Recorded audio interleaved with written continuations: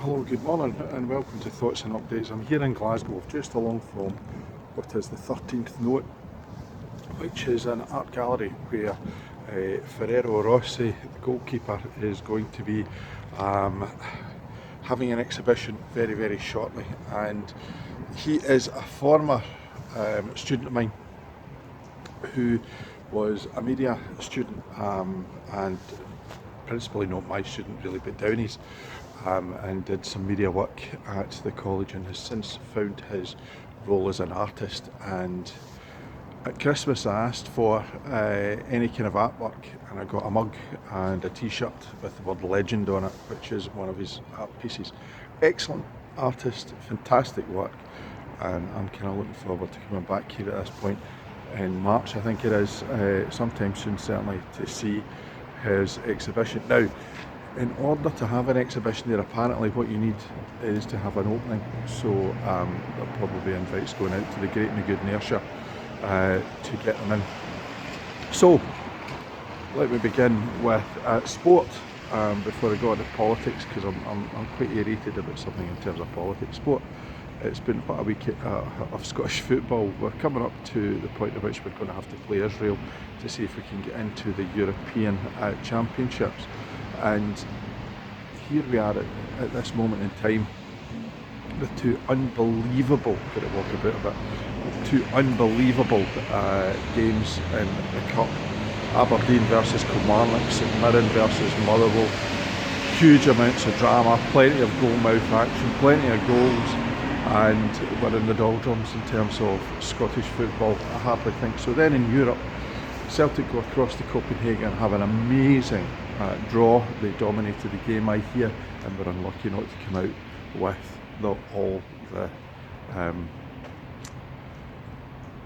with the win.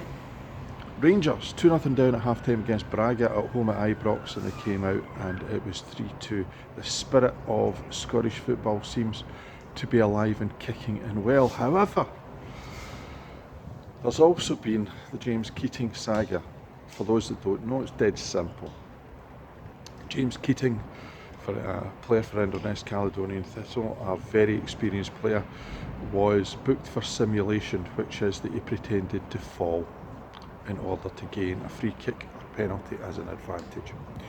Inverness Caledonian Thistle were outraged because there was clear contact between another player and Keating's, and he didn't dive. So they appealed. It went to a panel, which is the way that these disciplinary appeals are done in the Scottish Football Association. I've been to these. They are Philadelphia lawyer-like, and the panel of three independent people, one a referee, two non-footballing people, I understand, decided to uphold the decision that it was simulation. A petition of 1.4 million people had already been put together to request that this decision by the referee of booking James Keating be rescinded. 1.4 million versus 2, because 2 out of the 3 independent panel decided that it was not, that it was a proper thing to do. The referee had got the decision right and the card would stay. Scottish Football Association released a statement on Saturday morning to state that one of the 3 panel members had come forward to say that he hadn't or she hadn't seen all the evidence or reviewed all the evidence properly, and on that basis that the appeal had not been heard properly, and therefore they're going to have to, because they're not allowed to overturn the decision of the appeal committee, they are going to have to hold the appeal again at a time to be decided. Now, all of that, if you don't have any interest in football, is all just words. And that's the problem. We are heading towards a point in our history where there's a possibility we could get to European Championships, a major championships for the first time in goodness knows how long. We've had 2 immense games in a cup involving 4 clubs in our top flight. We've had 2 European games which have been excellent results. And what's the thing that most people are talking about? Some legalese nonsense about red cards, yellow cards, simulation and appeals. It's not Great. Boxing. What can I talk about? Right.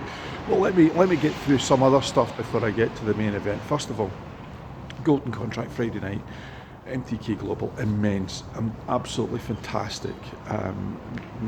Mohamed Mamouni, the French fighter, was robbed. Full stop. Absolutely appalling decision. Tyron McKenna did not beat him at all and should not be in the final against O'Hara Davis. But it's the final everybody wants. Now, in boxing you don't always get what you want. And that leads me to what happened overnight. Now, I got it completely wrong. I went for Deontay Wilder somewhere in the middle rounds with a knockout. Johnny Nelson has joined me, and what he said at one point was Tyson Fury by decision or Deontay Wilder by knockout is hardly difficult, is it? Well, it was. Tyson Fury stopped Deontay Wilder in the 7th round. Tyson Fury told people what he'd do, and that's what he did. I believe that those were the wrong tactics. I was wrong, along with a whole load of other people. Tyson Fury has cemented his reputation as the best heavyweight on the planet. What he did to Deontay Wilder the first time round was that he outboxed him. What he did overnight was that he outfought him. He outboxed him and he outpunched him. And that's what people didn't expect. He told people why he left Ben Davidson and he went to the Kronk gym, and it all came true. Now, there was an interview in the Guardian yesterday. One of the Guardian journalists, a very well respected Guardian journalist, had been in the Tyson Fury camp in the last few weeks. And one of the things that he'd done is he looked and talked to how they were preparing him in terms of the history of boxing. Fury at one point had said that Oscar De La Hoya was the best boxer that ever lived. Andy Lee, his cousin and former world middleweight champion, raised his eyes, and his current trainer, and then went on to give him yet another schooling, another lesson in the past.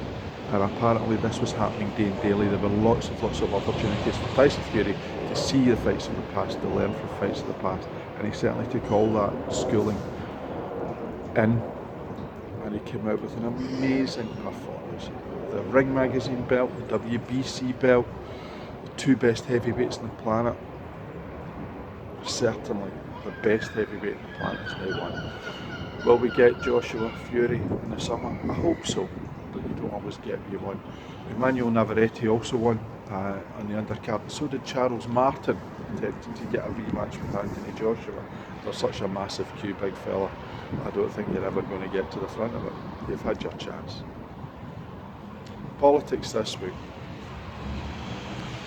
It's very difficult to be a left-leaning nationalist in Scotland who have not voted for the Conservative Party and watch what's happening down in Westminster and not just shake your head.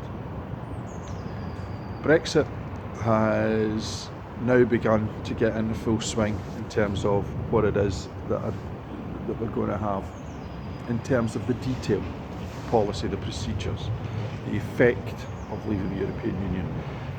And this week it was announced, rather bizarrely, that we are now going to get an Australian-style points system immigration policy.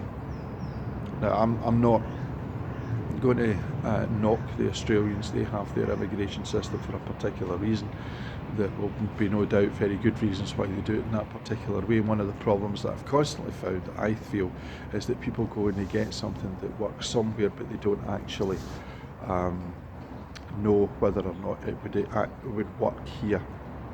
Well, the most bizarre part of it is that the Conservative Party, who are known as the Party of Business, have been slated by businesses because it's devastating to the British economy. Absolutely devastating to the British economy, because we're going to remove a whole load of workers that we require, this economy requires and needs, particularly in Scotland. Secondly, the most bizarre thing of it all is that the Home Secretary who's brought it in, her family would not be allowed to enter this country in the rules that she has been responsible for putting in place. So she would not be able to be the success that she is dear Miss Priti Patel, because of the policies that she's responsible for. It makes no sense. We're going to stop immigrant workers from coming in here to do low-skilled jobs, which is where the majority of them have been earning and paying tax since the very beginning of their arrival. It's flabbergasting. Scotland needs immigration. Our economy needs immigration. Our country needs immigration. Without it, we are going to struggle economically. And the decision taken is one that I feel is far more to do with keeping the northern powerhouse, the new working class, the people who they believe are going to be their consistent supporters, in check, because it's going to allow those who are at the lower end of the economic scale an opportunity to get into employment. But they've not taken it up to now.